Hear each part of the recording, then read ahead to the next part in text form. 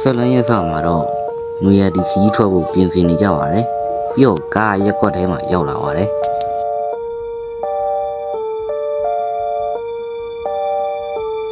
ပြီးတော့ကားဒရိုင်ဘာကလာခေါ်ပါတယ်ပြီးတော့ဒရိုအားလုံးကလည်းတက်ကြပါတယ်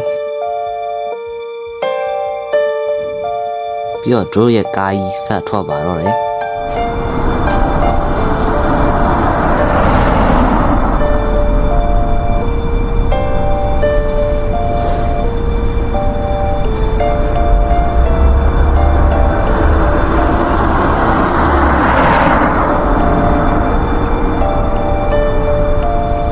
ပြီးတော့ဒရိုသွားဖို့အတွက်တောင်ကိုကြိုဖြတ်ရပါတယ်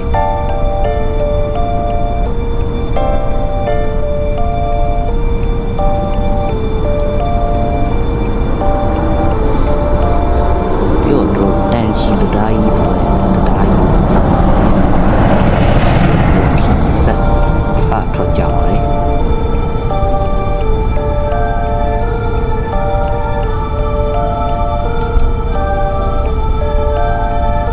ပြီးတော့တို့နောက်ဆုံးမှာတော့နေရာကိုရောက်လာပါတယ်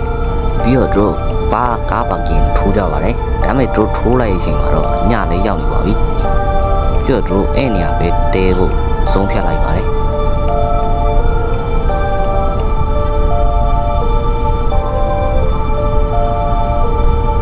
ပြီးတော့ကားဒရိုင်ဘာတစ်ခုတွဲယူဖို့သွားခဲ့လိုက်ပါတယ်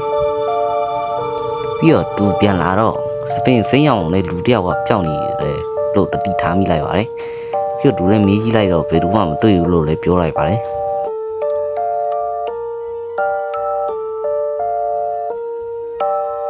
ပြီးတော့သူဒီတညတော့ကားထဲမှာပဲအိတ်ကြပါတယ်ဒါပေမဲ့ driver ကတော့ကင်းဆောင်ပါပဲဖြစ်ပါတယ်ပြီးတော့အဲ့ချိန်မှာပဲအယူ6တစ်ခုကထွက်လာပါတယ်ပြီးတော့ကား driver ကလည်းလန့်သွားပြီးသူ့တနက်ထုတ်ပြီးပြစ်လိုက်ပါတယ်ပြီးတော့ဘယ်ကအယူ6ကထွက်လာလဲဆိုတာလည်းတို့မသိပါဘူးဒါကတော့ဘိုင်းတစ်ဖြစ်ပါတယ်ဘိုင်းတွေကိုမနှက်ပြန်မှတင်ပြီးတော့ပါမယ်